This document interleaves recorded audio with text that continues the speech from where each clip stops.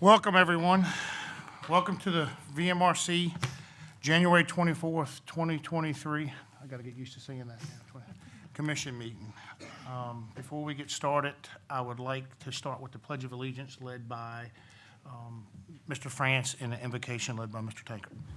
Before we stand and face the flag, please. I pledge allegiance to the flag of the United States of America and to the republic for which it stands, one nation, under God, indivisible, with liberty and justice for all. Let us pray. As our nation grapples with yet another incident of gun violence, give us the strength to act to rid our land of this evil scourge. We give thanks for the dedicated staff that has made this meeting possible. We ask that our decisions and deliberations be honest and forthright. Finally, we pray for the welfare of our brave Marine police as they protect our natural resources and the citizens who enjoy those gifts that you have bestowed upon us. For this we pray. Amen. Amen. Once again, welcome everyone that's here, everyone in the virtual world. Welcome to our meeting.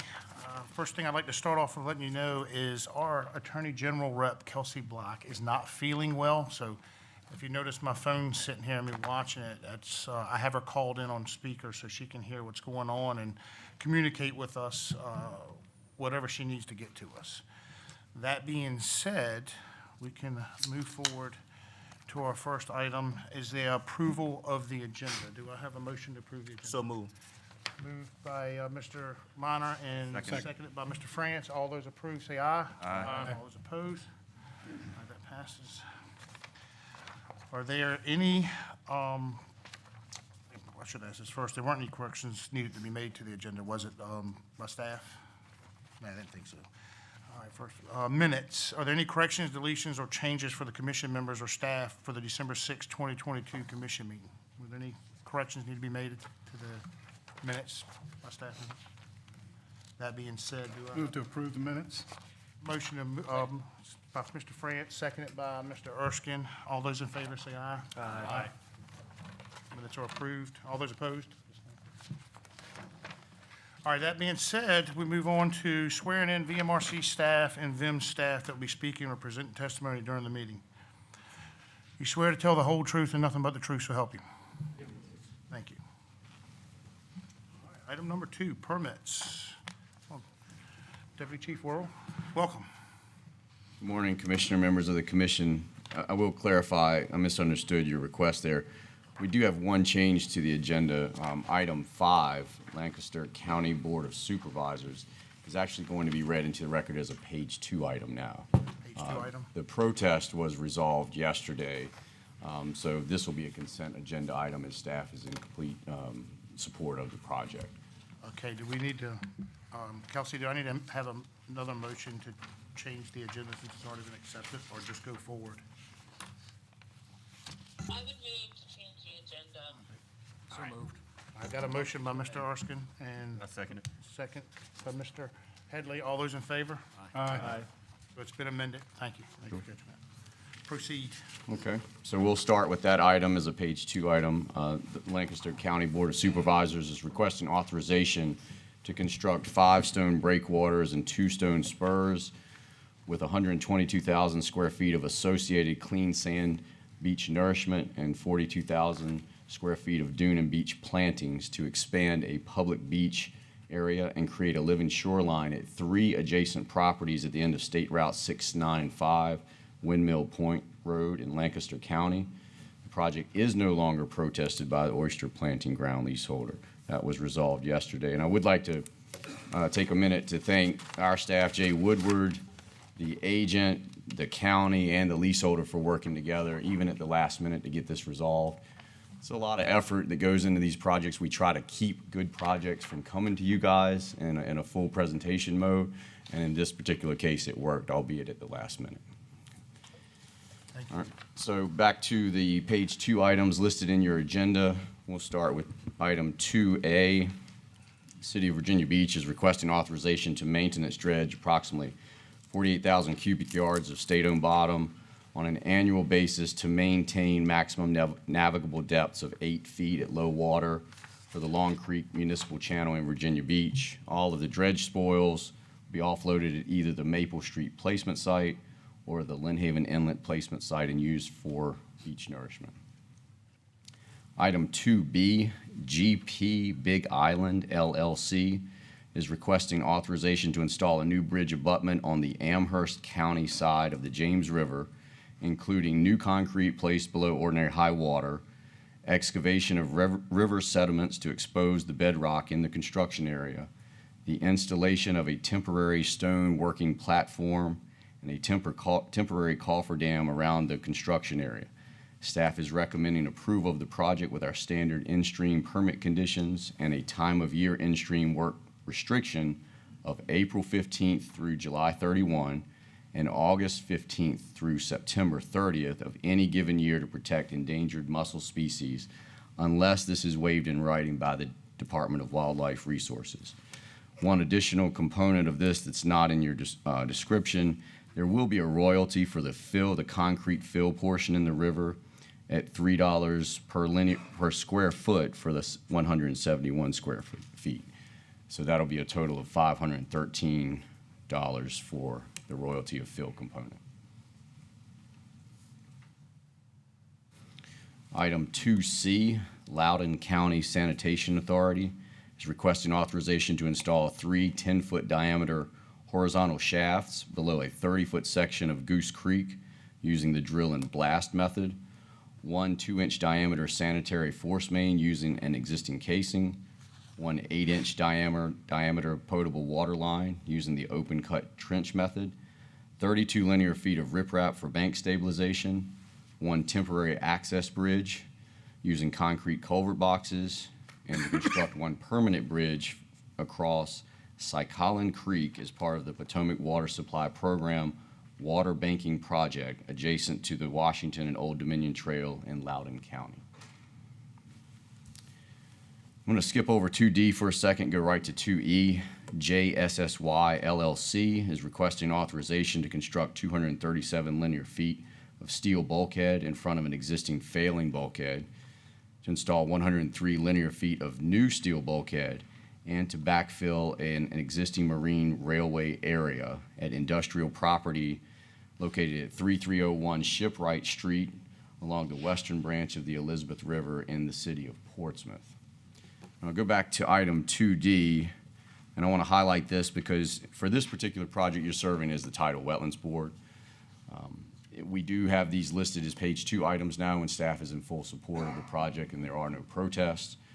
But again, you're acting as the Wetlands Board for the city of Chesapeake as they have rescinded their ordinance. So for this particular case, Gary Schlube is requesting authorization to install 350 linear feet of riprap adjacent to 801 Seabrook Point along Bells Mill Creek in the city of Chesapeake. And that will require both a tidal wetlands and a subaqueous permit. And those are our page 2 items. If you have any questions for staff or for myself, I know a few agents and representatives are here as well. Any questions from the commission for Deputy Chief Worrell? Is there? Mr. France. Mr. France? Yeah, I would just move to approve the page 2 items with item B, adding the royalties on it that were presented. Let's hold off 1 second, see Okay. if anybody wants to comment on it at first, and kind of jumped the gun earlier on the agenda thing. I want to gotta pump the brakes a little bit. Thank you. Is there anyone here that wishes to speak on any of these page 2 matters? Come forward to the microphone. Please, state your name for the record in the microphone, please. Thank you. Can you state your name for the record? My name is Bruce Julian. I reside in Lancaster County. Can you raise your right hand? I'm swearing. You swear to tell the whole truth and nothing but the truth? Yes, sir. Proceed. Today I'm representing Lancaster County in multiple roles. I serve on the County Wetlands Board. I also chair the work group advising our Board of Supervisors on projects and actions to increase public access to waters of the Commonwealth. First, I want to express our appreciation to you as commissioners and commission members for ensuring the conservation protection of the natural resources of the Commonwealth, but also to make decisions that fully consider that all citizens have a right to enjoy those shared resources.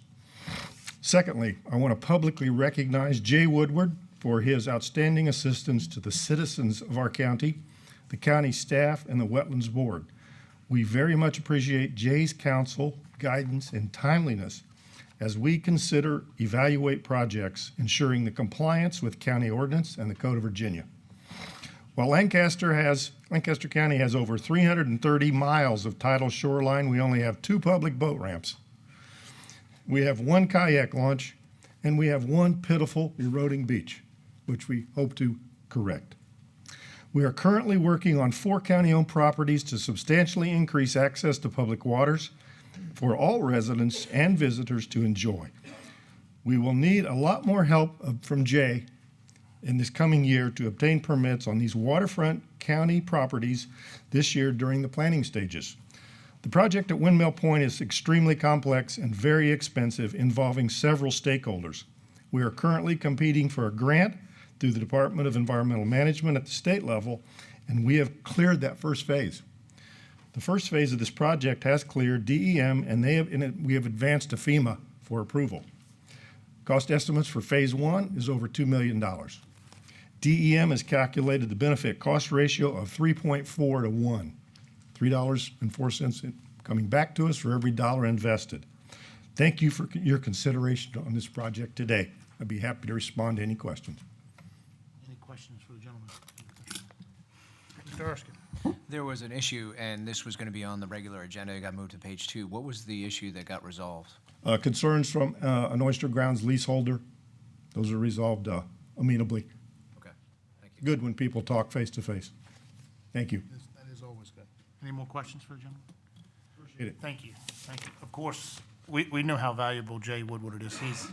That wasn't a plant, I swear. Yeah, and I appreciate that we have a lot of very good staff here at the agency, and the Habitat Division works very hard with a very large load of work with very few employees. They do amazing over there across the board. But thank you for the recognition for Mr. Woodward. But to let it be said that that division is definitely working very hard and don't get much downtime. So we appreciate them very much. We don't take you for granted, Jay, by no means. That being said, anyone else want to speak on any of these page 2 matters before I bring them before the commission? Going once, going twice. All right, Mr. France, the floor is yours. Yeah, I'd like to approve the page 2 items Got a motion to approve, Mr. France. Do I have a second? with item B, with the addition of the royalties added to it. Royalties. Yes. I got a second by Mr. Minor. Yes. All those in favor say aye. Aye. All those opposed? Thank you very much. Thank you, Justin.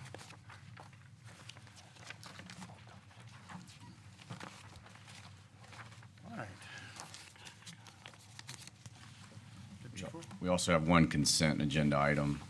Okay. Item 3A, Poseidon Properties LLC, requesting after-the-fact authorization to retain a 24-foot timber retaining wall on the landward edge of a coastal primary sand dune at 902 West Ocean View in the city of Norfolk. This application requires a dune and beach permit. You all are acting as the City of Norfolk's Beach and Dunes Board in this particular case because the city rescinded their Beach and Dunes ordinance a number of years ago. They only apply the tidal wetlands ordinance. In this particular case, we received a citizen complaint, or actually Norfolk received the complaint, passed it along to us. We investigated it with the city, revealed multiple unauthorized activities and construction along the coastal primary sand dune. The owner was very cooperative with our staff and the city, immediately removing all of the items from the jurisdictional dune and from the city's property. They did, however, request to keep a small timber retaining wall on the very landward limit of the jurisdiction. These are quite common in this particular area. After a public interest review, a public and an agency interest review, receiving no protest, we are recommending approval with a recommended civil charge of $1,000 to the applicant in lieu of further enforcement policies. Thank you. Is there any questions from the commission from Mr. Worrell? Mr. Tanker? Has the applicant agreed to pay the civil charge of $1,000? Yes, sir. Yes, sir, he has. And I believe he's represented today if you have any further questions. Any more questions from Mr. Worrell? Thank you, Justin. Is the applicant or representative present for the applicant and wish to speak on this matter? Yes, thank you. My name is Brian Peoples. I'm an attorney for Poseidon Property, and I really don't have much to add, just to echo what was said. We appreciate the opportunity to keep the little retaining wall. It's just over a foot tall. Its purpose is to keep the sand from blowing into the house or into the housing area, and we definitely agree to pay the, on behalf of my client, to pay the $1,000 civil charge. Is there any questions for the representative? Thank you. Thank you. That being said, is there anybody else here that wants to speak on this matter? No one in opposition? That being said, matters before the commission. I make a motion to approve. Motion by Mr. Headley to approve. Do I have a second? Second. Second by Mr. Minor. All those in favor say aye. Aye. All those opposed? Thank you. All right, we're on number 4, closed meeting. Kelsey, I'm going to assume that we don't need closed meeting today. Kelsey, is that correct? That is correct, sir. Thank you. That one would be difficult for me today. All right, so I guess we're on item number 6. Data Course LLC.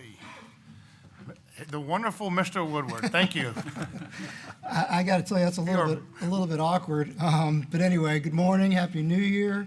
I would like to thank Bruce. It's after many years of working here, you end up developing a pretty good working relationship with the wetlands boards and the agents and the contractors, the good ones. And you get to know the bad ones even better, unfortunately. But today we've got a project up in lovely Lancaster County.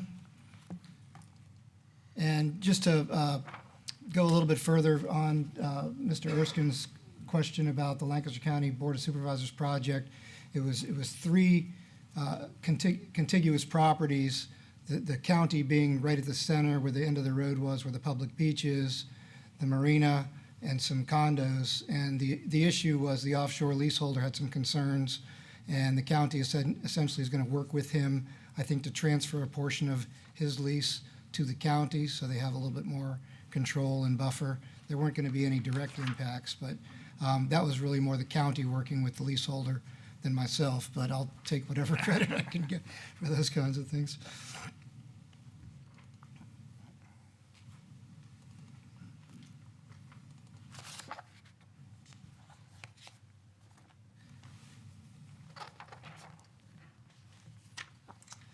Okay, Stay the Course Seafood is requesting authorization to construct a total of 4 commercial piers and replace an existing concrete boat ramp at a proposed commercial fishing facility on property that's at the confluence of Annapoisin Creek and Harpers Creek at 459 Harpers Creek Road in Lancaster County. The project is currently protested by the adjacent property owner on Harpers Creek. So here we are in Lancaster County. That last project, the Lancaster County Board of Supervisors is the Pitiful Beach that Mr. Julian referenced as basically the end of the VDOT right-of-way at Windmill Point.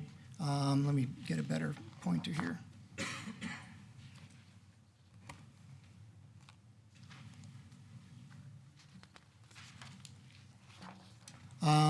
So this is the county is currently the only public beach access in the county, and it was on either side of that the properties were getting together to improve the site and stabilize the shoreline. This particular project, Stay the Course, is around the corner.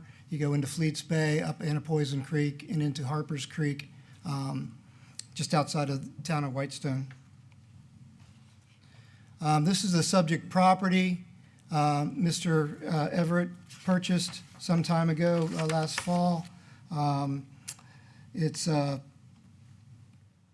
actually two parcels that were zoned residential that he has gone through the Board of Supervisors and gotten a change to, it's actually industrial zoning to allow him to develop it as a commercial seafood operation.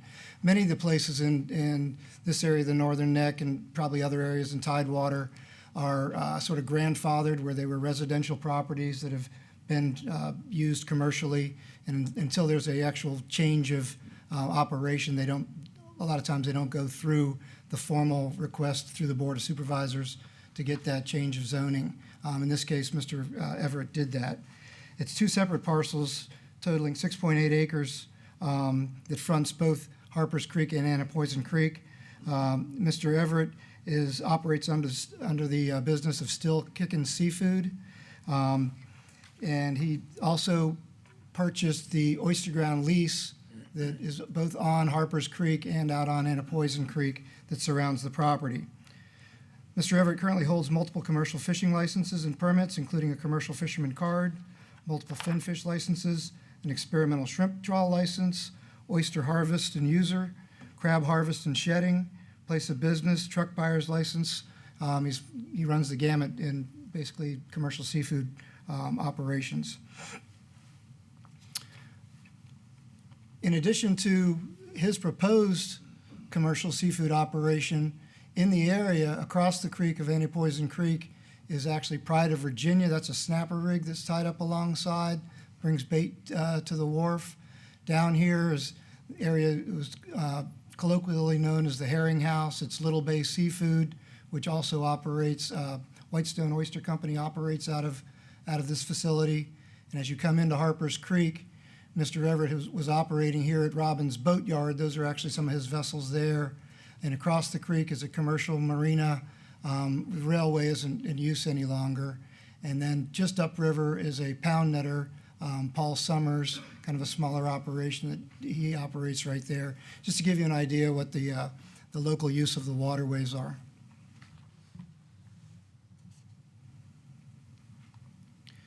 This is a little bit zoomed in. Again, this is some time ago. There was a existing private use pier and boat ramp adjacent to it. You can't really see it in this photograph, but it gives you an idea of the proximity of the other commercial facilities to the proposal.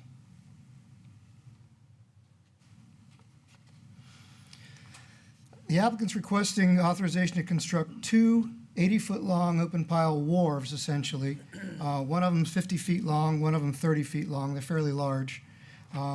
A small or shorter 60-foot-long, 12-foot-wide commercial pier, which would be this facility here, and a much longer 200-foot-long by 12-foot-wide pier out in Annapoisin Creek. In addition, the existing boat ramp, which is there, is going to be removed and replaced. I've added the water depths relatively shallow at the smaller first pier, about 5 feet at the ends of the proposed wharves, and about 7 feet at the end of the longer 200-foot-long pier. And that'll give him an opportunity to keep his vessels tied up out here and away from the loading and offloading that's going in by other commercial watermen that are coming to do business. As stated, it's his plan to use this pier as kind of a, as he called it, boat-to-table type operation where people could come in, the public could come in, tie up, buy some seafood, buy some oysters, buy some crabs, and not get in the way of the commercial guys that are offloading at the wharves. He also got approval through the health department to use the facility for a dry storage of boats. That would occur in this area, much like Robbins Boat Yard across the way, small boats that would launch here. And he would also use this pier as a tending pier to assist those folks while they're loading, unloading their boats, and even a kayak launch. So he's got kind of a comprehensive plan for this whole facility. He can give you all the details when he gets up here. This just gives a little more detail of the center of the activity. Again, they're fairly large structures. This one's going to be 50 feet wide, so you can tie up side two with a 40-foot workboat. Likewise, 30-foot wide for a smaller workboat to tie up. We had actually encouraged him early on in the process to wharf out to get to the waters he needed instead of dredging right up to the shoreline, building a bulkhead like most of the other facilities that you see, the old-time places where the wharf goes right up to 6-8 feet of water. In this case, he piered out to avoid the dredging. typical plan view. He actually had proposed a covered, open-sided roof structure out on the dock itself, on both docks, to protect the catch from the sun when they come in and offload. Lancaster County currently has a prohibition on new roof structures, private or commercial. You don't see any new boathouses in Lancaster County. You see a lot of people buying old properties with old boathouses and redoing them. But Lancaster County's been very strict on allowing roof structures out on piers, even though that's technically over the state-owned bottomlands and not over the county jurisdictional areas. Nobody's challenged it yet. So anyway, he removed those roof structures, and all of this building facility will be on the upland. The bulkhead here was designed to be landward of the mean, actually higher high water, landward of the wetland board jurisdiction, so the tidal wetlands would not be impacted. So he backed the bulkhead up to be landward of that, and then it'll be filled with a slab, and that'll go right out onto the wharf structures. The lower drawing shows the proposed ramp.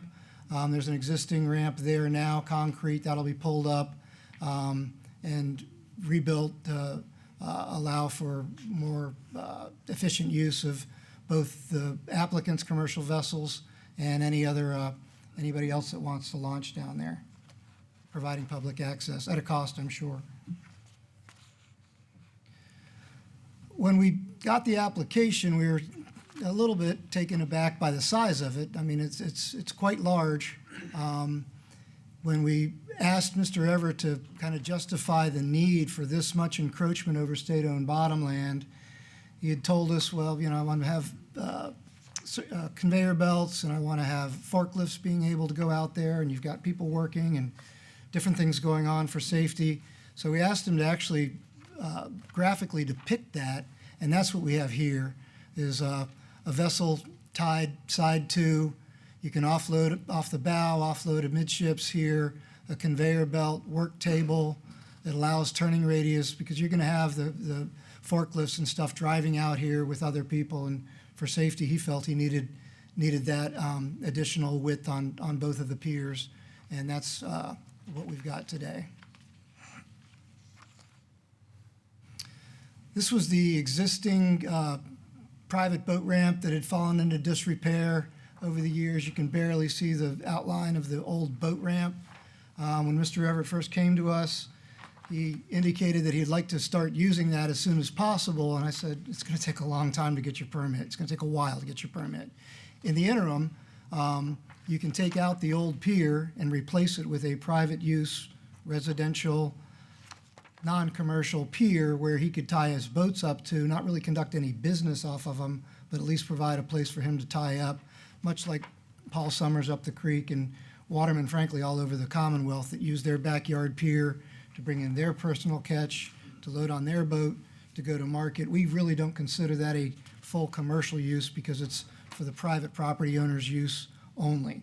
There is commercial use of the pier in the sense they're offloading catch, but we've allowed that under the exemption for private piers. So that's what he did. He applied for a 80-foot long by 6-foot wide pier. This is the old pier that he removed. The boat ramp would be on this side of it. You can kind of see it under here. And this is the beginnings of the private part, or the smaller private pier that he applied for, with the understanding that this would be incorporated into the larger wharf should he get a permit to do such. You can see across the way is Robbins Boatyard. Those are actually the applicant's commercial fishing vessels there. He had a long-time lease with Captain Meredith Robbins, and that is no longer in effect, so he's now keeping his boats at his own private property. Again, you can see it there. So standing on the creek, again, looking sort of up Harper's Creek, if we turn a little bit to the right, this is the Protestant. Again, this is the new pier that's going in, the private use pier. This is Kathy Nelson and her husband, who own the commercial marina and railway. And again, this would be the boat ramp. There would be another wharf in this location. This wharf on this side would extend in this footprint. Turning around, looking back at the property, This is where his upland facilities will all be, and parking, boat storage, what have you. This actually shows through the woods here, the Pride of Virginia facility across the waterway, which, again, been there for some years. Again, like most of the other commercial fish houses, waterfronts you would see along here, you've got a bulkhead that goes right to deep water, so they tie up, they don't have to wharf out. I have no idea how long this has been here, but this particular waterway has had commercial fish use for many, many years.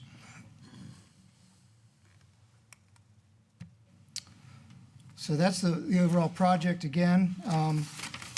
It is protested by Kathy and William Nelson, who own the adjacent commercial property in Harpers Creek. This facility here. When I first heard from the Nelsons, I went ahead and met with them. We had sent them a copy of the application and drawings. They either didn't have a computer or weren't that comfortable with it, so I went up and I met with them. We sat for some time and discussed what their concerns were. Their letter of protest is in the packet. The majority of their concern had to do with just more commercial use, and it's just too big. But they also had a specific concern about this particular pier being too close to them. In light of that, the applicant did move it somewhat, about 25 feet further away, so to get the maximum separation from their facility to his, with still allowing vessels in between there. So that was his attempt to alleviate their concerns. I met back with them, and they still object to it. They did show up at the county, not the Board of Supervisors, but the Planning Commission meeting and spoke against it, but they didn't speak against it at either the Board of Supervisors meeting or at the Wetlands Board meeting, which was both held locally. They didn't air their grievances at that point. The Lancaster County Wetland Board did approve the project on December 8th. Even though there's really no fill over wetlands, there is a commercial encroachment over those wetlands related to the wharf, as well as the new boat ramp, even though the old boat ramp was there. So we felt that it was appropriate for the Wetlands Board to actually hear this at the local level and make sure it was approved for the wetland impacts. The bulkhead was a line landward of any jurisdictional wetlands, so that didn't need to get a permit from them or didn't need to be authorized by them. Virginia Institute of Marine Science indicates the proposed construction will result in minimal impacts to wetland and subaqueous resources. The wetland report did mention there's an opportunity to pull the bulkhead further back into the upland, which would allow for future sea level rise and resilience. But once the bulkhead was pulled out of the Wetlands Board jurisdiction, it didn't really have a mechanism to make them pull it back any further. So, but the area is very low, and it may have some issues with sea level rise in the future. Both the Health Department, Department of Shellfish Sanitation signed off. The area inside Harpers Creek is currently condemned because of all the other activity. The area outside in Antipoison Creek is not condemned, but this proposal is not going to change those designations at all. And again, the Health Department, Office of Environmental Services approved the sanitary plan for the marina, other places where boats are moored, use of the proposal.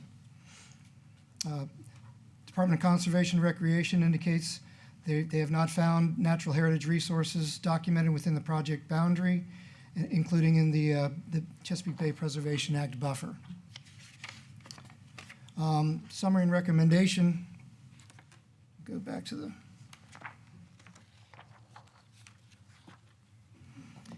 Upon purchase of the property, Mr. Everett invited staff to look at the site and ask for input on ways to minimize impacts to the shoreline and subaqueous bottom. Staff encouraged him to peer out rather than dredge in to obtain depths of water he felt were necessary for unloading his vessels and other vessels that may be using the facility. An interagency site visit was including the U.S. Army Corps of Engineers and NOAA Fisheries was conducted just this month, a couple weeks ago. When asked on site, Mr. Everett provided his justification for the scope of the project, i.e. the number and widths of the 4 piers. Staff additionally asked for revised project drawings that depict the layout of the forklift travel paths and locations, and the location of the offloading conveyor belt and sorting table for the 2 larger draft vessels that he anticipates that he has, in addition to any other 40-footers or that size that may be coming in offloading catch. Both Harper's Creek, excuse me, and Annapoisin Creek are home to commercial waterfront facilities with large footprints on the upland, with wharves adjacent to deep water right up to the bulkheads. The current proposal avoids the dredging of the shallow water habitat and instead peers out to the deeper water as outlined in the Commission's subaqueous guidelines. The applicant has received all necessary approvals from Lancaster County and the Virginia Department of Health. VIMS indicates that the expected impacts resulting from the proposed construction will be minor, and Mr. Everett has received full approval from the Lancaster County Board of Supervisors and the Wetlands Board for the development of a new working waterfront facility. Just yesterday, I received a copy of comments from NOAA Fisheries made to the Corps of Engineers for their review, which indicates that they were recommending what we call ramp up for the pile driving, because there's going to be a lot of piles driven for these structures. And this is an anadromous fish area, and it's essential fish habitat area. So to minimize the impacts to those fish that might be in the area, they start out with a less than full impact, and then they ramp that up to full-blown pounding to allow the fish to migrate out of the area to avoid any impacts. The Corps of Engineers hasn't completed their review, but I do note that the Corps and NOAA are both here today, in case you had any questions of them. Given the existing commercial uses of the creek and nearby waters, staff believes this is an appropriate location for siting a new facility. The issues raised regarding the noise associated with the increased boat traffic and use of the facility are mitigated by the existing facilities that have been operating in the area for decades. The Protestants own a small marina and railway upstream of the location of the proposed facility. In an attempt to address their concerns, the applicant did relocate that one smaller pier somewhat further away from them to maintain about 200 feet of open water between their marina and his smaller pier that'll both be seeing boat traffic. Accordingly, after evaluating the merits of the project and after considering all the factors contained in 28.2.1205 of the code, staff finds the proposal to be a reasonable and permissible use of state-owned bottomlands adjacent to the applicant's rezoned waterfront property. Staff recommends approval with the condition that a turbidity curtain be installed around the area of the proposed boat ramp during construction. That's in addition to whatever conditions may be imposed on him that I mentioned from NOAA or from the Corps of Engineers. And I'll note in this drawing here, the agent did, at our request, add a turbidity curtain around the sort of larger wharf area. I don't know that the turbidity curtain will necessarily dampen any sound related to the driving of piles, but it'll certainly hold any sediments that are disturbed during the removal of the old ramp and the construction of the new facilities into that area, kind of localizing whatever short-term temporary construction impacts we might see. That's all I have, unless you have, and stand by for any questions. Thank you. Is there any questions from the commission for Mr. Woodward? AJ? Thanks, Jay. So based on that, is that an accurate depiction of the border from the adjacent property owner? Yeah, that line was actually drawn in by the agent. My understanding is this was actually 2 parcels, one of which was a smaller parcel sort of in here, and then the larger parcel outboard of it. But yeah, that's about the middle of that little marsh area up to Harper Creek Road and then on down. So all of that is, as far as I know, accurate representation of the boundaries of the parcel. A follow-up question. Sir, Mr. Hurst. So the small pier, that's the boat to table concept? Yes. That was further south, located towards the adjacent property line. It was, not much. It was, yes, it was about 25 25 feet. feet further southwest. It's a little bit hard to tell because, again, the change wasn't much. I apologize for the amount of revised drawings, but every time we asked for one, and I'm not criticizing the agent, but every time we asked for a revision, he just sends in a whole new packet to be complete. So the original application, which were dated, I'm trying to find a date on this, would show the pier, let me go back.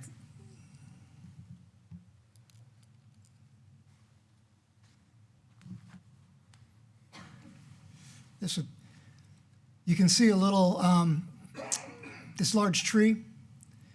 I believe the pier has been moved to this side, the north side of that tree, whereas previously it was on this side of the tree. Okay. But again, that's a 60-footer by 12-foot wide. We asked why a 12-foot wide was necessary on both this pier and the 200-footer. But again, there's potential for forklifts or hand trucks or multiple people passing by one another. And in the interest of safety, we didn't find that unreasonable. Sure. Okay, thank you. Any more questions from the commission? Thank you, Jay. Thank you. You're welcome. And you see that NOAA and Army Corps are here if needed as well? I'm sorry? NOAA and Army Corps of Engineers are here if needed? Yeah, I hate to point them out, but since they're here and dressed up, yeah, if they have anything to add. So just to remind the commission, if you have any questions for them individuals, just please let me know. That being said, is the applicant here or representation wish to speak on this matter?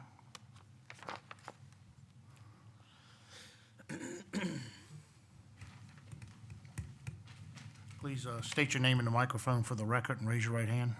Joseph Scott, I'm the agent for the applicant. You swear to tell the whole truth, nothing but the truth? Yes, sir. Proceed. Good morning. I try to stay away from here, but I always end up back here. Jay covered a lot of ground. I did have a presentation, but is it Superman Jay Day? He covered pretty much everything that I wanted to focus on, which is one of them. This being one of the main pictures, we took the information we had based on the surveys and stuff that we had and tried to overlay using GIS tools and Google Earth as to where these structures would be approximately. So that question was asked a little earlier by Mr. Erskine. I'm not as 100% accurate on the property line, but I'm very confident in terms of the structures relative to the way that this picture is laid out. Are to scale and are relative to what's existing on the creek. And of course, Mr. Woodward talked all about all of the activity, and I had actually spent an hour yesterday making that same slide. I guess I should have called you, just to kind of show that there's a lot of commercial activity occurring here. And as Mr. Woodward also mentioned, it's a lot of commercial activity that's being carried out in areas that are zoned residential. In 2018, somehow Nate got my name and we met on another piece of property that's further down from this that is in more of a residential area that he was looking at purchasing.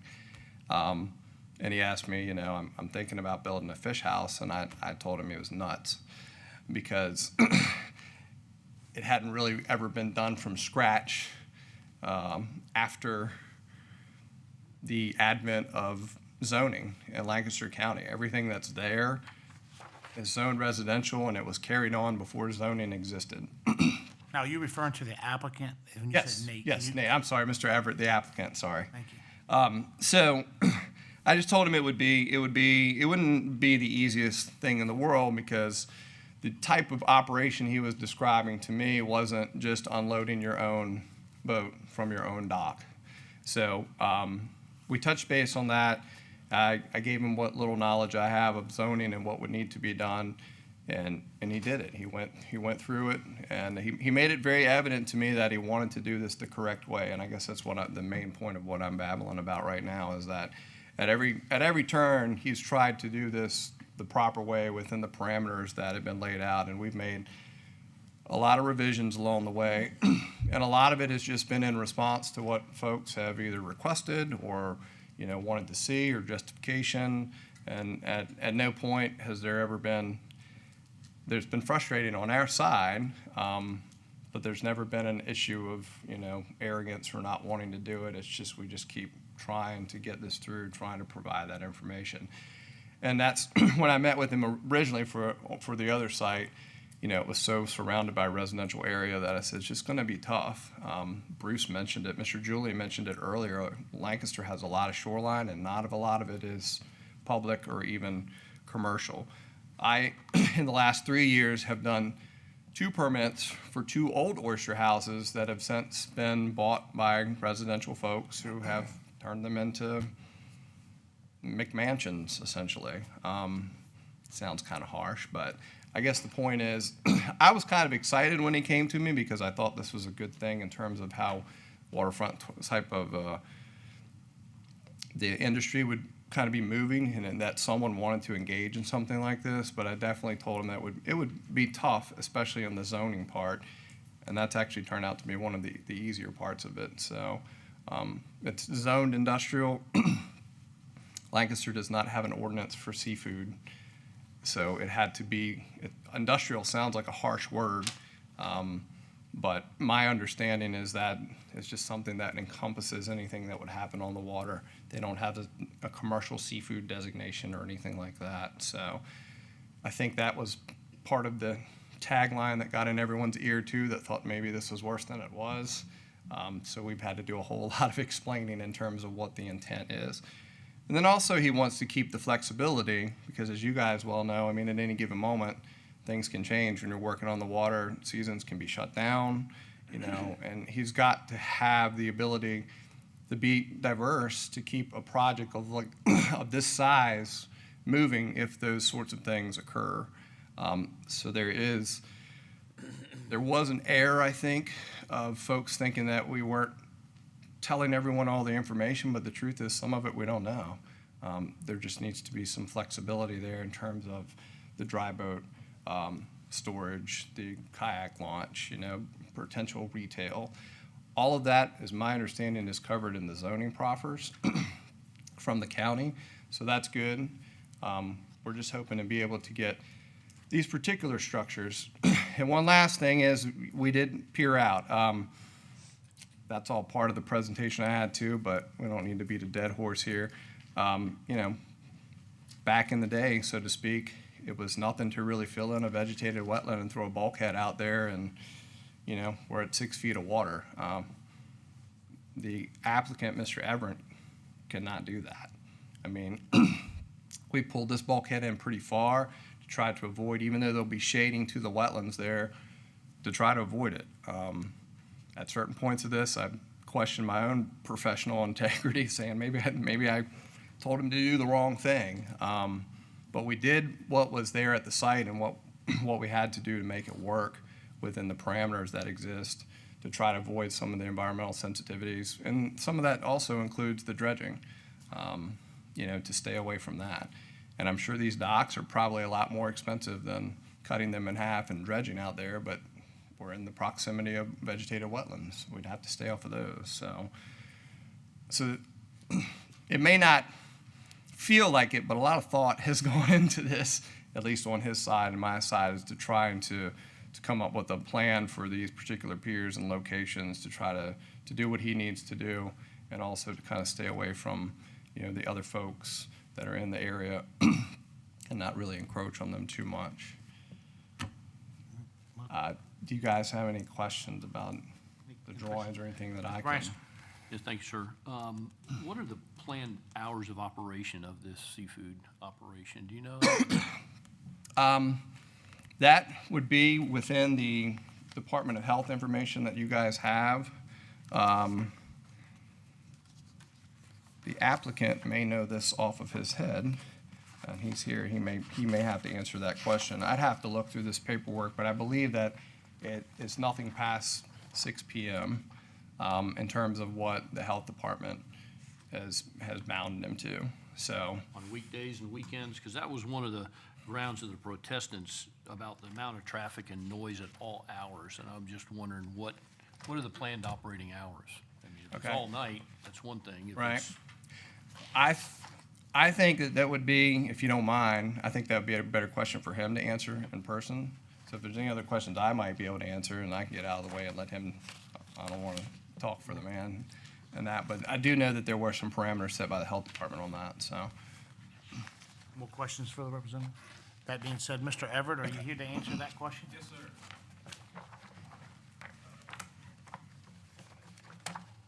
Please raise your right hand. State your name in the microphone for the record, please. Everett. You swear to tell the whole truth and nothing but the truth? Yes, sir. Proceed.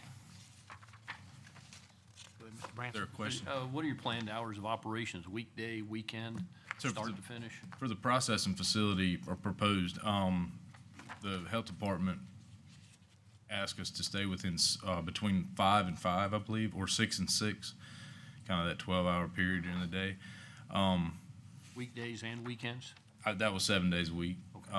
The opposing, or people complaining, they ask about the processing, and that's all I'm considering here. As far as boats cranking up and leaving to go fishing, that's not been regulated.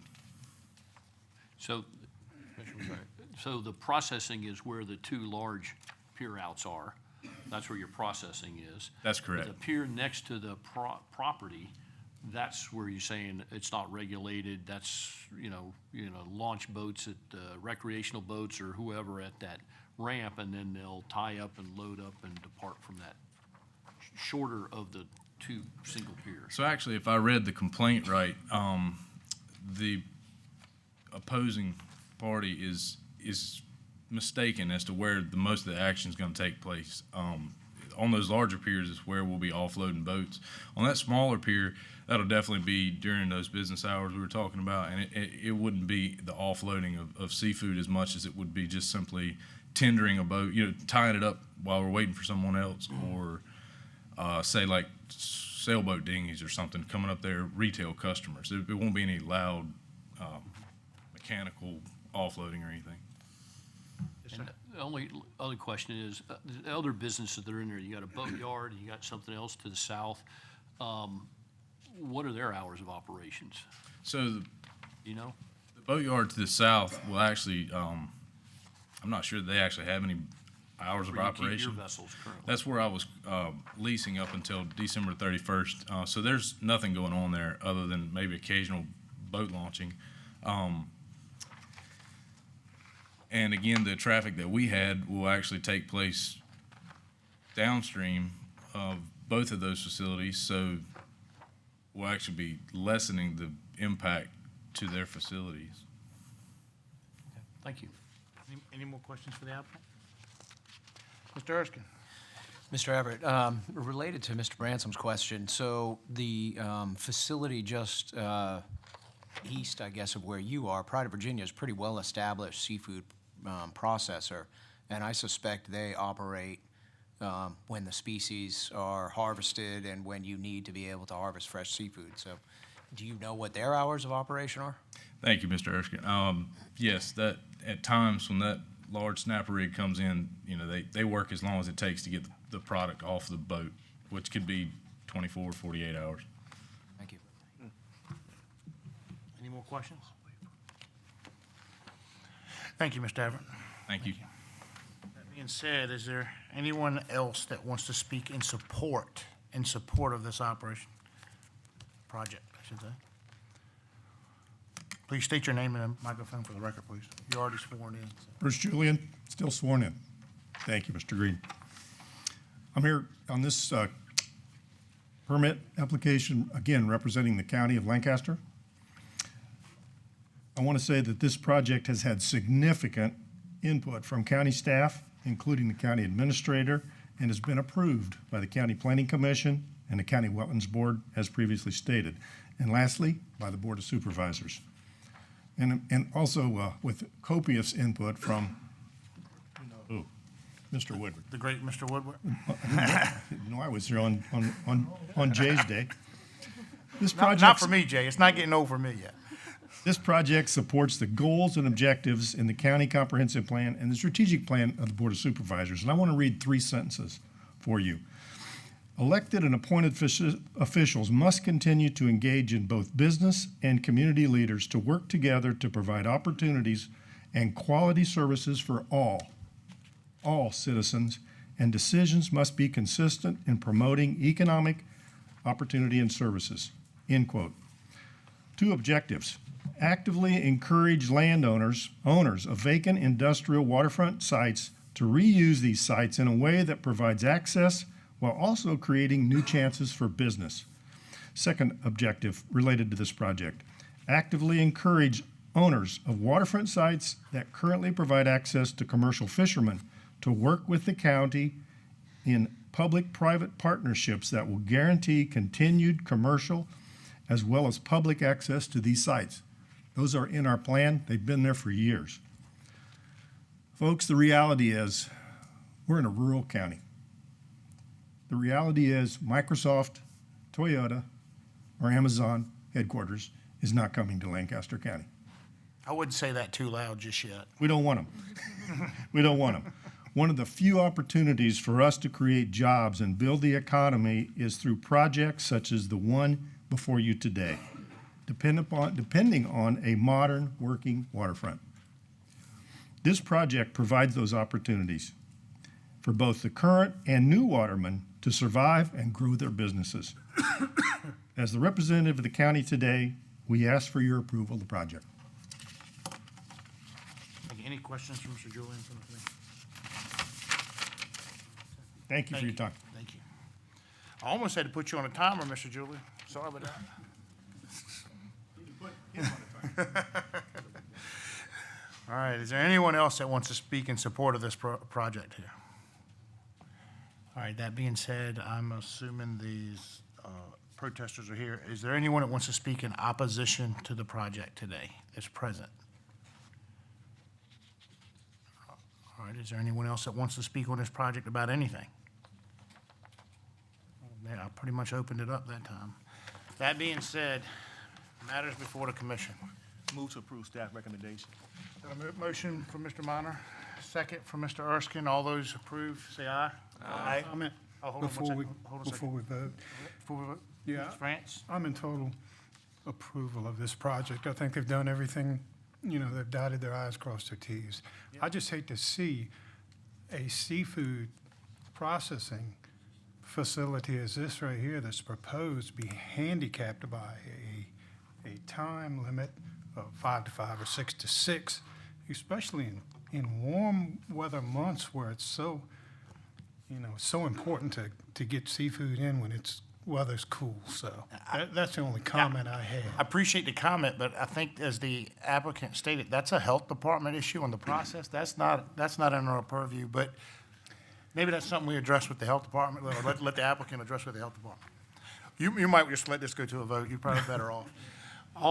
Since we have a motion, all those in favor say aye. Aye. All those opposed? That being said, passes unanimously. Thank you. All right, next item on the agenda is public comment. Thank you, Jay. Thank you. It's nice to hear some good things about our employees here at MRC. Every once in a while. We have a lot of wonderful employees. So is there anyone here in the audience that wishes to speak on an item that is not on the agenda? Now is your time to come forward. Is there anyone in the audience that wants to speak?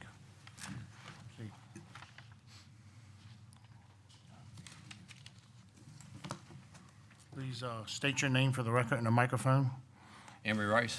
You swear to tell the whole truth and nothing but the truth? I do. Proceed, Mr. Rice. Good morning, Commission. My purpose today is to talk to you all about extending this year's public oyster season. So far this year, our oyster season has been great. Every harvest area that's opened and closed has been worked and has produced limits within a couple hours throughout the duration of their rotations. We put together a petition in the past couple days, since there was no SMAC meeting before this commission meeting, to try and get some extensions done. I have 134 signatures that were done over just a couple days. That's about 1/3 of the active oyster harvesters. There are certain areas that have been open this year that have not received the amount of effort needed to work the bottom and keep these areas productive for future harvests. These areas are the Great Wacomico Area 2, Deep Rock, Rappahannock Area 2, and the hand scrape areas that have been open on the James River. These areas are in the northern, middle, and lower sections of the bay. The Great Wacomico Area 2 has received 8 to 12 boats per day working for 2 months, which is a fraction of its normal harvest. The hand scrape areas of the James River have also been subject to underwhelming amounts of pressure, as well as the Patentong areas of Deep Rock and the Rappahannock Area 2. It's my recommendation to extend these areas that still have an abundance of market-sized oysters to keep these areas producing for future harvests. By extending these areas into a time period where nothing else is available, it would benefit 3 main things. 1, the watermen would have an available source of income for at least a couple weeks longer than usual. 2, it would keep our oyster houses having local product to give out and not have to outsource from other states for their oysters during the end of February through March. And 3rd, it would be the health of our rocks. By doing this, we would be harvesting the marketable oysters and cultivating the bottom, cultivating the bottom to keep it going good for future harvests next years. And by taking the market-sized oysters, we would reduce the dead loss that it would be for the next time these areas are open in rotation. So I'd like to ask that the Commissioner consider extending the Great Wacomico Area 2 from March 1st to 17th, which is a time when nothing else is really available to work. The James River hand scrape areas 1 through 3 from February 15th to 28th. Rappahannock Area 2 from February 1st through the 17th, and Deep Rock from March 16th through the 31st. Thank you. Thank you for your comments. Hold tight. For the record, Mrs. Hogg, I have some emails that were sent to me this morning that were, I believe, sent to some of the board members as well. I'm submitting these for the record, so I'll set these up here. Each of you have a copy of the emails if you want to look at them and look them over. It's pertaining to this topic. I didn't receive them till this morning, but they are, put them for the record. That being said, is there any questions for Mr. Rice from the commission? So, let me get this straight. You said commissioner to extend the season, which obviously you're asking the commission, Yes, not me. the board, yes, sir. Yeah, because it would have to be, but I would like to see what our replenishment and shellfish division have to say on this matter. So if you don't mind, I would like to call up the Deputy Chief of Shellfish, Andrew Button, and see what his comments are on the extensions, and see if this commission has any questions for him as well. I understand. Thank you. I may call, yeah, please, I need that for the record as well. Thank you for the petition. Thank you. Mrs. Hogg, let it be noted, I have the petition up here with the emails as well. So I guess you heard the request. I was trying to write down the seasons, but you heard it, you probably understand it, I guess. Better than I Well, do. I guess, would you like me to comment on anything specific? Yeah, sure. I mean, let's see if they have any questions. Anybody have any questions for Mr. Button before having proceed on his comments on this? I have one. Mr. France? Next year, the Great Wacomico will be closed. Is that the plan? And Deep Rock area, is that right? No, not Deep Rock, but The Blackberry Hang area? Blackberry will be open instead. No, I guess there was a discussion in earlier SMAC meetings about taking the 2 areas in Great Wacomico and getting rid of the rotation, but I believe the committee voted not to do that and keep the current rotation. Okay. So that wouldn't be. So next year you would have the Blackberry Hangs would be open in its usual season, tentatively pending SMAC and commission approval, and Area 1 would be open in the rotation. But again, that's all future discussions. Right, Yeah. right. Okay, thank you. Mr. Hadley? There was, when we had the meeting in August, there was supposed to be a SMAC meeting in December to revisit all of this before we got to this point. How come there wasn't a meeting in December? There had been a number of staffing changes, and we agreed to have that meeting in January.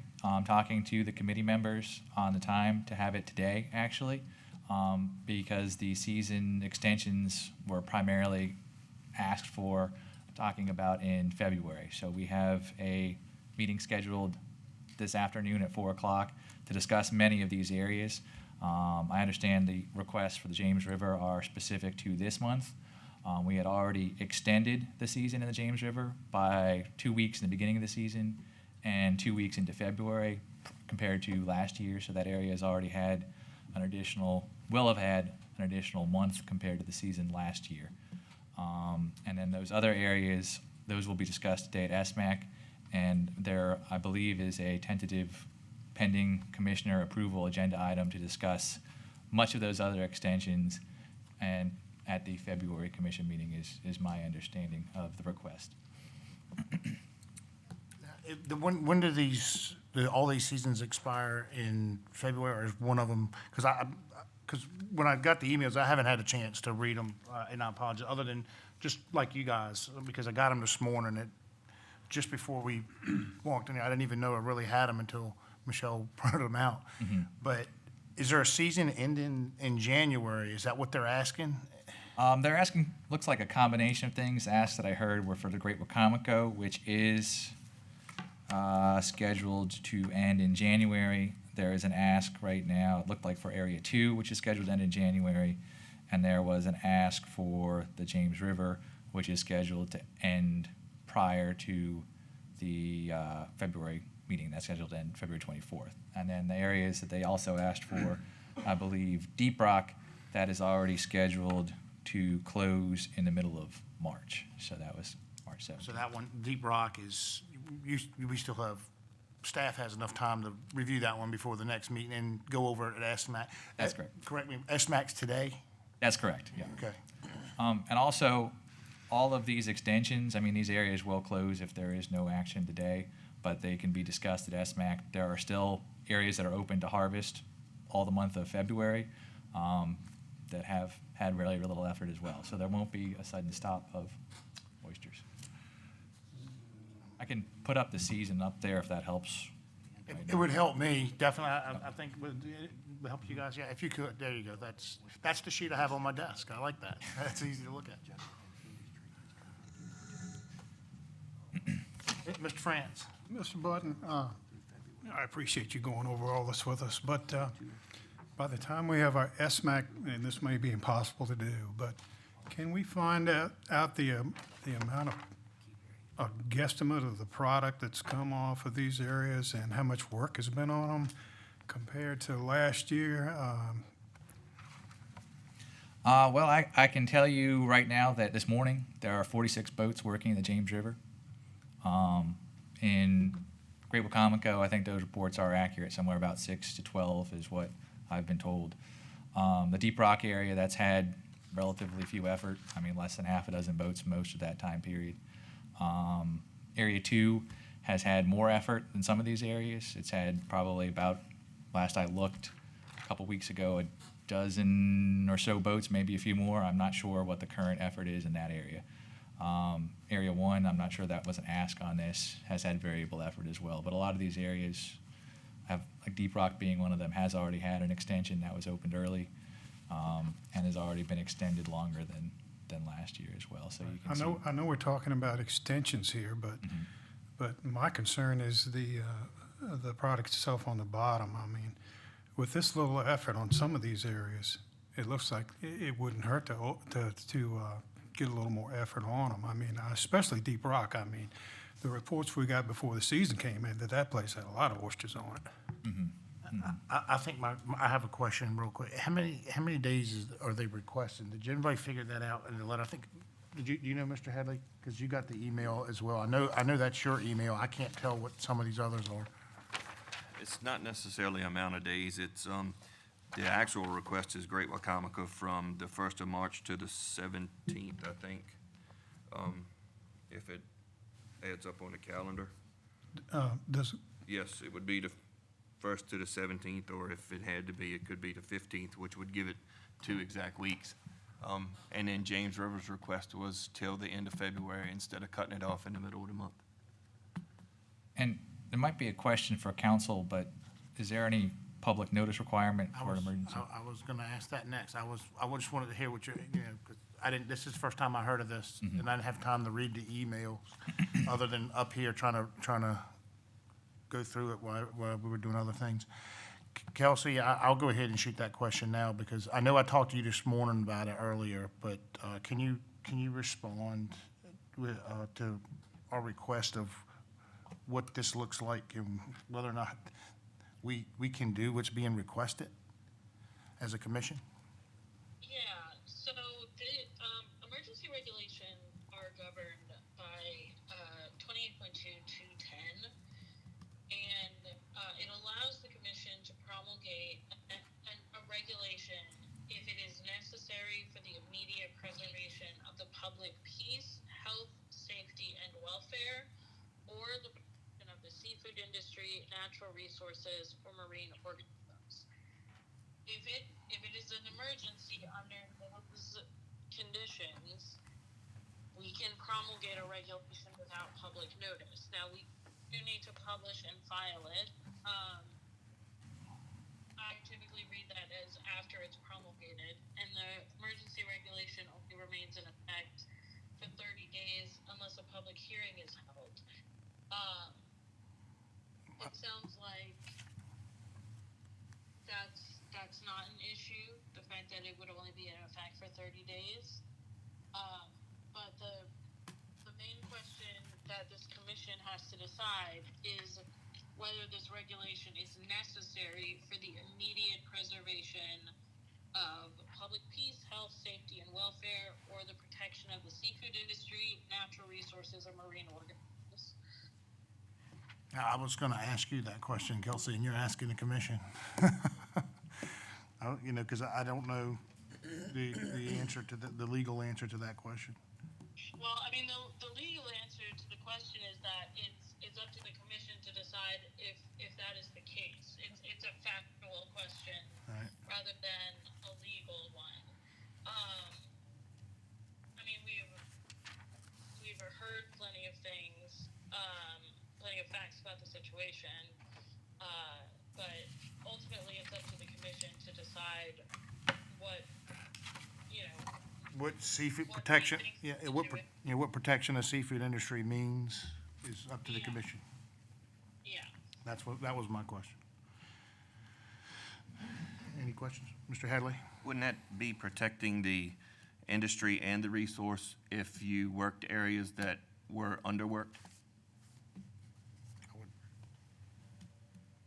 I'm not going to speak on behalf of industry, that's for sure.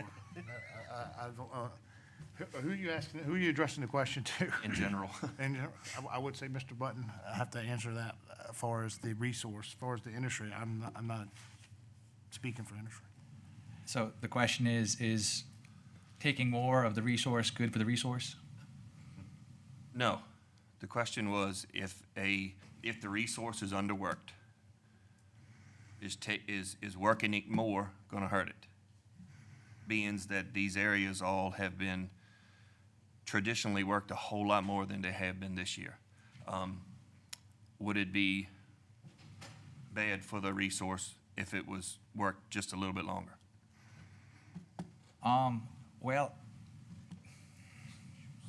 generally, removing more of the resource isn't good for the resource that's removed.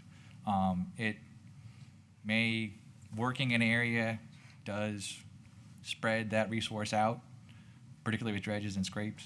I would look to our colleagues at VIMS for an opinion on the impact of dredging and scraping on harvest areas if they like, but I could give you my opinion based on my conversation with VIMS is that these areas do get spread out when they're dredged. If they're dredged harder, they require more replenishment effort. So I agree that there has been less effort than normal. The season as proposed split that effort up intentionally, which was good for the resource. The resource is in the best condition it has been in a long time, and that's the best answer I think I can give you on that. I got one more question for Mr. Button. Mr. Hadley? How come Area 4 in the RAP is going to be open for 3 months versus Area 2 for only 2? Area 4 is a much larger area in terms of the actual rocks that are replenished there. And prior to this season and some likely mortality related to poor water quality, there was significantly more resource available there on the areas that are surveyed, and that was why that season was extended there. Longer than that. And also for the record, we have resurveyed Area 4, and right now, prior to another month of harvest, it is about, based on our most recent survey, it was conducted at the end of the current cycle, I guess, so after it had closed there for a minute on November, that those areas have been depleted by about 50% or so of the total shell volume of live oysters. So that's, with that level of effort, that area is about half the oysters or so have been harvested from that area. We'll go with the lady first. Mrs. Callum? Thank you. Ladies first, I'm sorry. As for a reason for emergency regulation, and this is speaking to the Rappahannock River, just because it's right out of my office window, the boats are catching their limit and coming in by 9 a.m. in the morning, and not only coming in by 9, but coming in with large oysters, not barely legal oysters. Are we doing right by leaving those oysters out there and waiting until the next rotation to possibly die? I think it's a question for Mr. Button, not me. There's no guarantee that oysters are going to live forever, I suppose. There is a guarantee that if you take them, that they won't be there. There is a guarantee that if we take more, in order to maintain the productivity of those areas, the commission has to spend more on replenishment.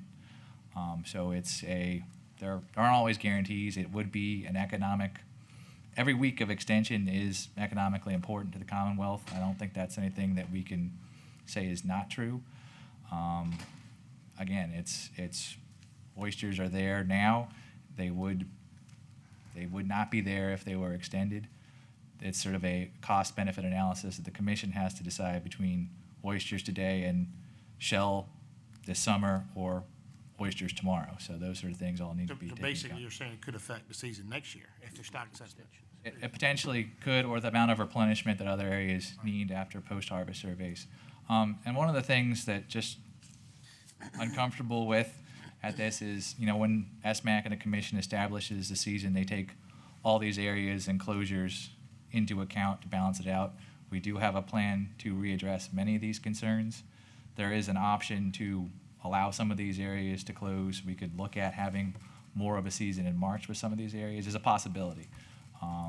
But that's something that SMAC and the commission, and again, February, we have a whole nother month left before, when more oysters, more harvest could occur as well. Mr. Minor? At some point in time, and I just want to thank the staff for all that you are doing, but I want to see for myself what's out there. And I think all of us should participate and see exactly what's out there too as well. There's so many conflicting stories about oysters here, oysters not there.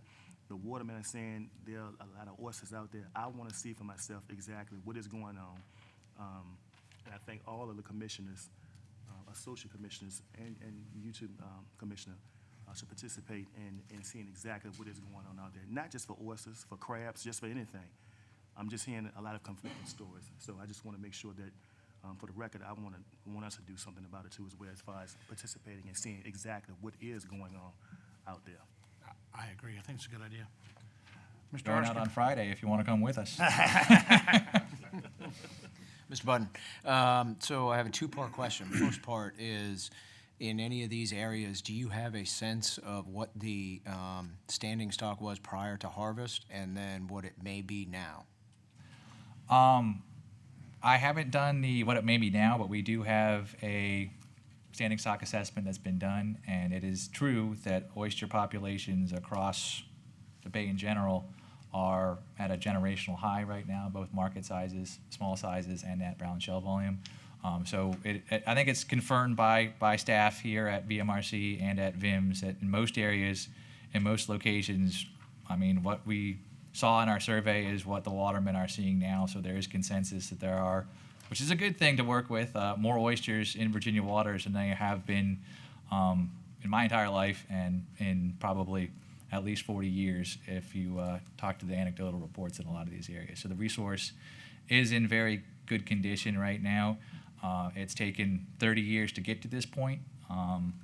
So we're at a point in the level of the resource where it was 30, 40 years ago, before a lot of these areas were open to the gears and the rotation system that they are now. Mr. France?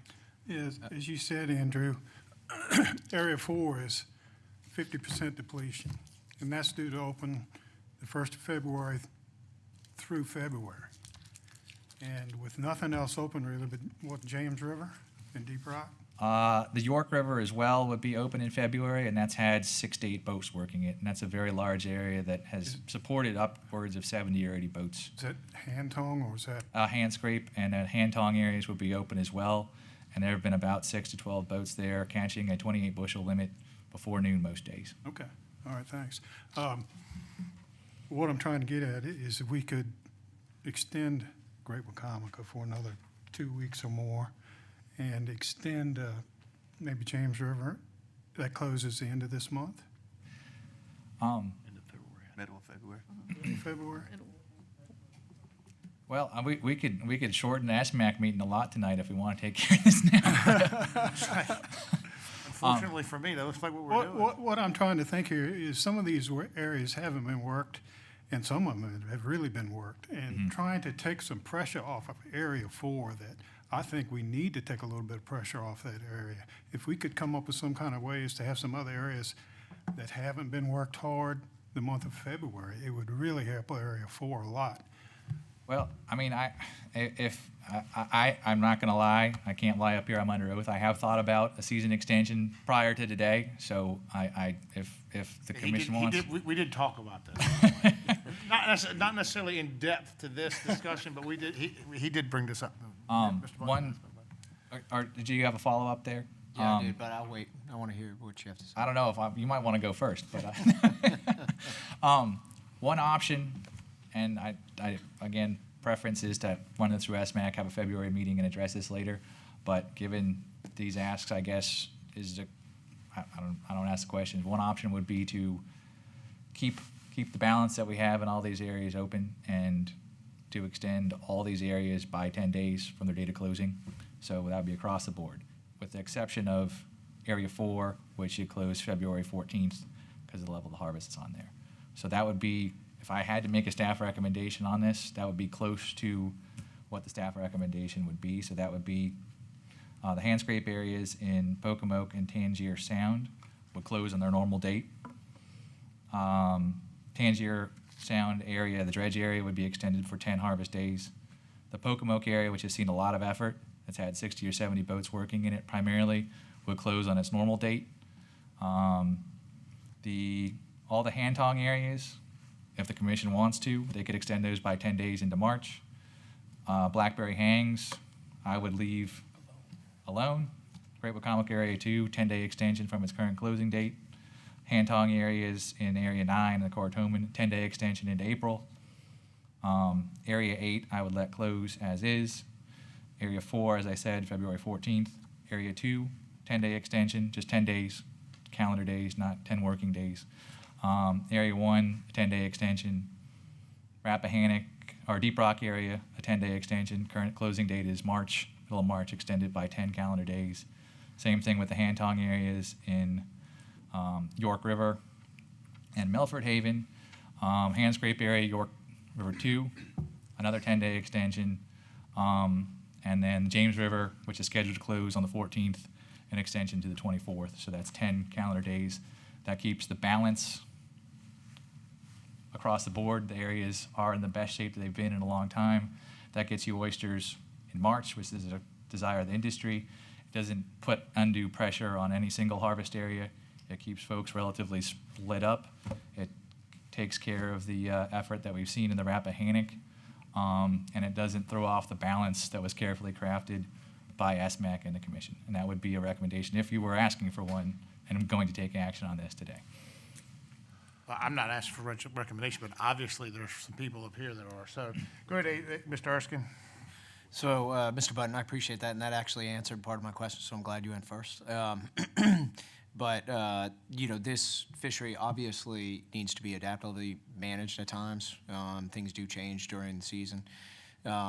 I do prefer to see SMAC and the advisory committees address these issues and give us recommendations prior to that, understanding the situation that we're in and Mr. Rice's request. I appreciate you coming up with something maybe that is agreeable not only to industry, but helps us at the board and preserves conservation. So that's my comment. Thank you. Mr. Headley? I like the fact that he's willing to work and extend everything. There is a SMAC meeting this evening, and everybody is coming to it. I think that we should concentrate on James River right now, and maybe Area 2 in the wrap, and then everything else still has time to be extended after the SMAC meeting at the next commission meeting. So Great Wacomico could be extended in March. The Tangier Sound could be extended in March. And Deep Rock could be extended in March. But you're saying that could go to SMAC? That could 'cause go you to got SMAC, time. y'all They could- got time. So y'all could work at it. what you're saying is there's only 2 areas that are closing the last of this month, is that correct? Well, James River's gonna close the middle of February, which will be after this commission meeting, before the next one.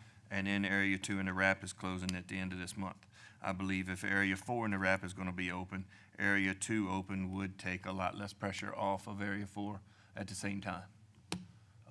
And then the Great Wacomico request for that to be open, and the other areas that don't close until the end of, well, Great Wacomico would be a request to open in March, considering Blackberry Hang is open in February. Once again, you're saying anything that goes to March can come to the next, Yes, sir.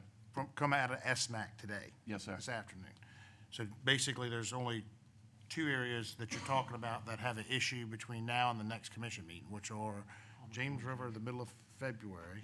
And Area 2. Area 2 closes the last day of the month. Yes, Is sir. that what you're saying? Does that sound right? Did I say that right? Is that when they close? Yeah, Yes. the Area 2 closes the end of this month, and, or excuse me, Area 2 does close the end of this month, and James River does close February 14th. Yes, I just wanted to make sure, I gotta keep up with these areas, because we keep going back and forth to what's not closing by the next commission meeting, and SMAC can handle that, as far as, that needs, that is my belief. I don't believe anything that doesn't need to be heard right now, so, or even discussed. Go ahead, Mr. Erskine. So if that's the case, then we'd be doing multiple emergency regulations. Is that right? Well, You'd have the one today for the James Those River areas. and Area 2, and then next month wouldn't be emergency. yeah, 'cause your meeting is today, so I'm assuming the fruits of that would come out Right. and Deputy Chief Button sends a report from SMAC to me and saying, hey, we need to get these on the agenda. We wouldn't need an emergency reg for that for February. And we've already, Be able to advertise end of January before our February meeting. that's currently in the plan. We've already started that process, and that's been articulated to SMAC. So that has been the plan for more than a month now, is to not have an emergency Yeah. hearing on any harvest seasons, but to have that in February. So that's been my understanding, and that's been passed on through numerous SMAC members, and I believe communicated that that's our current intent, is to have a public hearing for season extensions In February. pending approval of an agenda in February. Okay, thank you. Any more questions? I think we're. Just a comment, I think if Mr. Headley could make that into a motion, I could certainly second it or support it. I think it does several things. It helps the watermen out, and it also protects the resource, in my opinion, by protecting Area 4. Area 4 got worked hard, and I think this would help. Mr. Hadley? I'd like to make a motion for an emergency regulation, leaving Area 2 of the Rappahannock open the month of February, and leaving James River Area 2, 3, and 1 open through the end of February. Great Wacomico. Kelsey is, Yeah, it ends January. And was there Was there something about Great was there Wacomico? or- a question about the Great Wacomico that They ends can this do, month? they can do all of that at the SMAC meeting today. The request for the Great Wacomico was from the 1st of March to the 17th of March, Got it. not for February. Got it. Considering Blackberry is open in February, and there's something to work in each area up and down the state. So, let me ask Kelsey one thing, real quick. Kelsey, I need your legal advice on this. Is that motion sound enough to go forward before second? So the only thing that I am trying to Google right now, somewhat unsuccessfully, is whether, I thought I heard that the proposal was to keep it open through the end of February. The emergency regulation is only in effect 30 days. Right. So without sitting here and counting days, I don't know if that's possible. Is that 30 work days? Today's No, the just 30 24th. calendar days. I would assume it would end on February 24th. Right. That would be the 10 days I was talking about. Yeah. That would cover you for the emergency regulation. Right. And There. that's kind of what Mr. Button alluded to, was it would have kept it within the 30-day emergency reg. I can take that. So your motion is to accept Mr. Button's 10-day extension option for James River Area 2 and 3, and 2 and 3 or 2? 1, 2, and 3. James River Area 1, 2, and 3 to February 24th, and Area 2 till February 24th, which would be the 30 days. Is that what you were talking about earlier? That would cover you with the 24th. I'd made sort of a longer recommendation that we wouldn't have to have an SMAC meeting tonight, but we can vet it through SMAC. But yes, that covers you with that That's emergency. basic. So, because I didn't, I don't know if my hearing's going bad, but I thought we were talking about, when you said James River, I didn't realize we were talking about James River Area 1, 2, and 3. So I guess that's all of James River? That Hand is- scraper area. The hand scraper, okay. And that's what you were referring to? That's correct. Okay. I wanted to make sure, because that's the first time I seen them put numbers to the James River area, and I wanted to make sure it wasn't something counter to what you were thinking. So did you get that, Kelsey? So the 24th, is that so now is that motion in good standing? Yeah. All right. So, and Andrew is, that was a great idea, Andrew, by the way. That saved me a little bit of time here, I think. So Mr. Tankett? So my question is, why not just take the recommendation that Mr. Buttons put forward, and we wouldn't have to do all this? That's exactly what it wound up being. Well, Has it? I don't think that's the case. I think that was for all areas. I mean, my hesitancy is if we don't do everything in one sweep, if it doesn't happen like that, then we throw off the work that the commission and SMAC has done advising these seasons. So that, like, my recommendation would be, if we're gonna do one thing, I mean, it can go through SMAC, but it's up to you all. It is the chair's position that if it is not expiring before the next meeting, then the next meeting, it needs to be advertised for the public to have comment. I don't think it is appropriate to put an emergency regulation in on something we have time to advertise. We can get the input from SMAC and from staff that we need to make sure that not only that, we won't have to go through this discussion throwing areas out, because you'll have it all written up for us when we come up here, and it'll take us 2 seconds to look at what your recommendations are. So I think anything that is not impacted between now and the February meeting, which doesn't constitute an emergency, can wait to come out of SMAC tonight. That's my opinion. But I understand what you're saying, but it doesn't merit emergency, in my opinion. I would also like to second that. If the purpose of an emergency regulation is because you can't do the regulation without properly advertising it. That something is going to happen between now and the next meeting that makes it an emergency. It needs to be something that's immediately a problem that you need to fix. So you really should, and I mean, it's kind of pointless to make a regulation that's effective past 30 days anyway, because the regulation goes away at 30 days. So would I have to amend that? No, I think the 24th is, the last one was with Deputy Chief Bunsen. Just for clarification, that was to extend Area 2 in the Rappahannock to the 24th. Correct. And James River, One, areas two, and 1, three. 2, and 3, the 24th. That's it. And that's it. That's it. That's it. SMAC can discuss everything else this evening. Is that, That's my understanding of the recommendation, yeah. and that's something, what's your position on that? I'm asking. I don't really have a position ready on that one. I haven't had time to really look at the information on that. I think, as I said before, the resource is in the best condition it has been in a long time. This will remove more resource. It will keep. How many working days did that add to each area?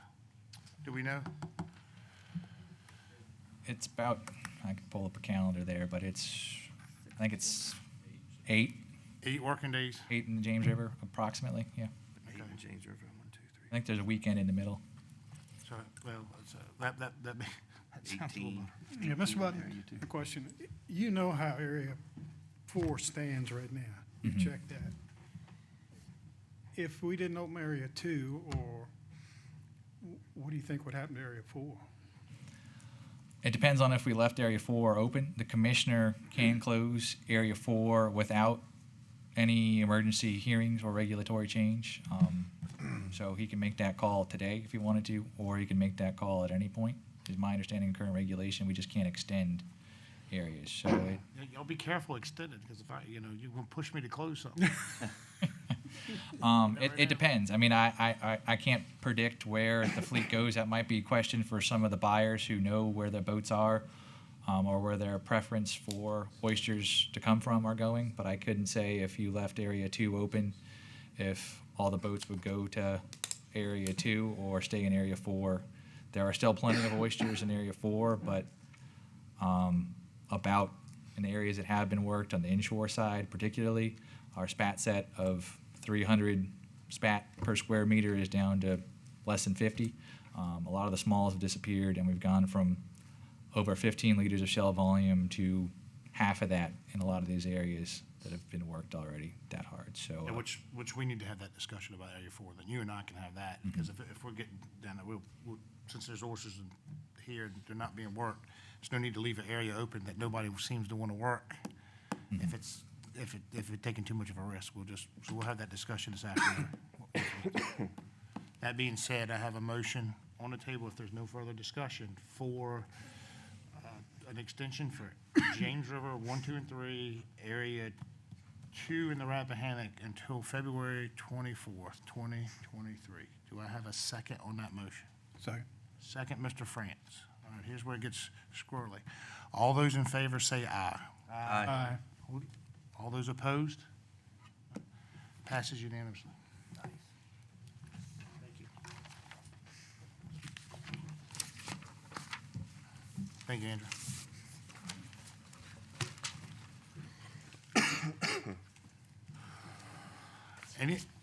Please tell me there's no more public comment to do this long. I need a break. Any more individuals wish to speak during public comment? Thank you, that was quick. All right, it looks like, Chief Gear, you have the floor. Oh, sounds- Thank you. How are you doing, Ms. Gill? Good morning, Commissioner and members of the commission. Good morning. Is it still morning? Yeah, it is. Not often we get to say that. I was hoping it was quicker.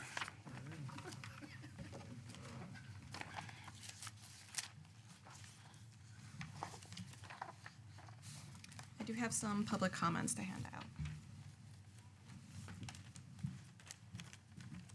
Thank you. Thank you. Thank you.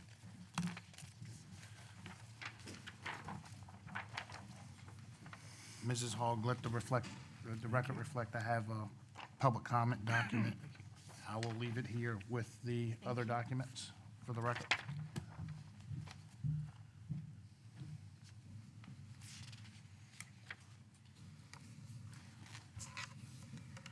So this is an emergency regulation, a proposal for emergency amendments to Chapter 4 VAC 20-950 pertaining to black sea bass to open a recreational black sea bass season in February 2023.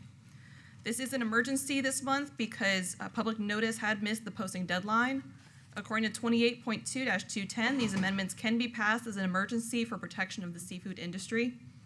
The proposed amendments will sunset 30 days after the effective date of February 1st, at which point this season will have already closed.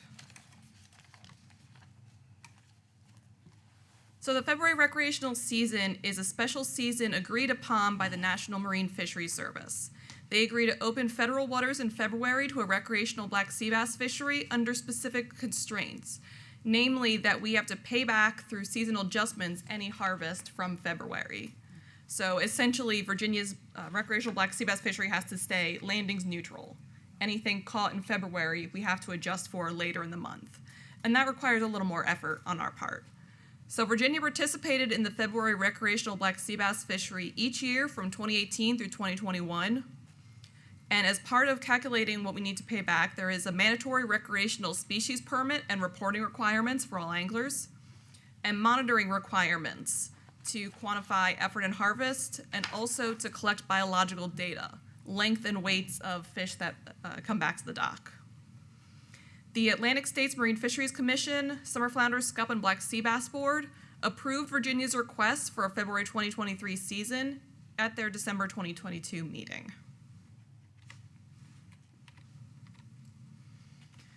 As part of our permit program, the captain or operator of every vessel fishing for black sea bass in February must have a no-cost permit, which is available on our website or from any of our licensing agents. The permittee must call the Marine Police Operations Station before or just after leaving the dock. The captain will leave his phone number, landing location, and estimated time of arrival back to the dock as part of our sampling efforts. So our MRIP staff can meet a subsample of trips at the dock. The permittee must report all trips taken and all black sea bass caught for all anglers on board their vessel. That's why we require only the captain or operator to have this permit. And if a permittee doesn't participate in the fishery, they also have to report that. They can report by mail on paper forms we provide, or online on the Virginia Saltwater Journal, and that has to be by March 15th. And the regulations for the February 2023 season will be the same as the main season for 2022, a 13-inch minimum size limit and a 15-fish bag limit. It's a fairly popular season. You can see from 2018 to 2021, the number of active permittees who actually took trips increased from 35 to 109. The estimated landings increased from 6,000 pounds to over 15,000 pounds. We have other information such as the number of permits issued, the number of reported trips, 146 in 2021, and our reporting rate, which as of 2021 was 82%. So, like I said, popular season, it is supported by angling and especially the charter communities, as well as the Finfish Management Advisory Committee, who has heard this proposal each time we've proposed it. So for the emergency regulation, in section 45, we'd be amending C to state it shall be unlawful for any person fishing recreationally to harvest or possess black sea bass before May 15th or after December 11th of the current calendar year, except as described in subsection D of this section. Subsection D then states it shall be unlawful for any person fishing recreationally to harvest or possess any black sea bass from February 1st through February 28th, 2023, unless the captain or operator has obtained a recreational black sea bass permit. The rest of subsection D is essentially the same as this season had in the regulations in 2021. It was only removed in 2022 when we did not open this season. But all the text is the same. The captain or operator shall be responsible for reporting. It'll be unlawful to fail to report by March 15th. It will be unlawful to fail to contact the law enforcement operations station before or immediately after the start of each fishing trip. and that any permittee shall allow the commission to sample the vessel's catch to obtain biological information for scientific and management purposes. The length and weight of the fish we use to calculate that payback. Anglers report the number of fish they land, and then we use our sampling to calculate from that an average weight, which goes into the total weight of fish landed. So staff recommends the commission make an emergency amendment to Chapter 4 VAC 20-950 pertaining to black sea bass to open a recreational black sea bass season in February of 2023. The Finfish Management Advisory Committee was asked about the February season at their October 18th meeting and did vote unanimously to recommend opening it in 2023. As done in the past, FMAC will be consulted again once the final February harvest numbers are available on how to take that payback required, and then those season changes will come back before the commission later this spring. 2 public comments have been received by commercial fishermen concerned about reporting accuracy and enforcement of the February season and how the payback will affect the main black sea bass season. And I can take any questions. Any questions for Mr. France? So this is supported by FMAC? Yes, sir. Okay, good. And there will be, like you said, later on this spring, the payback. Okay. In the past, we've closed about 2 weeks, but it depends on what the landings are and what fishing pressure has been throughout the year. We use an average daily harvest rate from MRIP to calculate, okay, if we close 15 days, that will equal this many pounds. Okay. So the size of the closure will depend on those 2 factors. Understood. Any more questions? Commissioner, I'd just like to add that the sampling and permitting, the whole process that your staff at VMRC does is looked upon very favorably by other states. Chief Gear and your staff, you really got it together, and that's what's allowing us to do this, to consider this season, and I appreciate all the work that y'all do. All y'all I Love VMRC employees, people need to go to Richmond. It won't last. I'll add to that I believe in 2020, the Mid-Atlantic Fishery Management Council was debating whether to continue the February sea bass program. Only Virginia and North Carolina have taken part in it. North Carolina only for 2 years. They did not take part in it in the last 2 years, and I don't believe they're applying for it this year. But during that meeting, the council said, yes, we're still interested in this program, and that they'd recommend any states who want to participate in the future follow Virginia's model of having the permits, having the reporting, having the sampling. I only have one question, and that's for Kelsey. Kelsey, is this past muster on the emergency reg requirements to go before in the commission? So I think so. I think they've discussed why this is an emergency. Thank you very much. That's all I need. I will add that on Facebook, I know several charter companies are already promoting their trips for this season. I make a motion to accept staff recommendation to. Let's see if we have anybody that wants to speak on it first, and then then I'll come back. I know I kicked off a little fast earlier, missed a few of them moves. Is there anybody in the audience that wants to speak on this matter, for or against? Y'all making it easy on that one. All right, Mr. Erskine, you have the floor. I'd make a motion to accept staff recommendation to open a recreational black sea bass. Second by Minor. All those in favor say aye. Aye. All those opposed? Thank you. Good job. That being said, is that it? Is that the last? You don't have anything else, do you, Chief Gear? That's it. That being said, there being no further business, this meeting is adjourned. The commission will meet, the next meeting will be Tuesday, February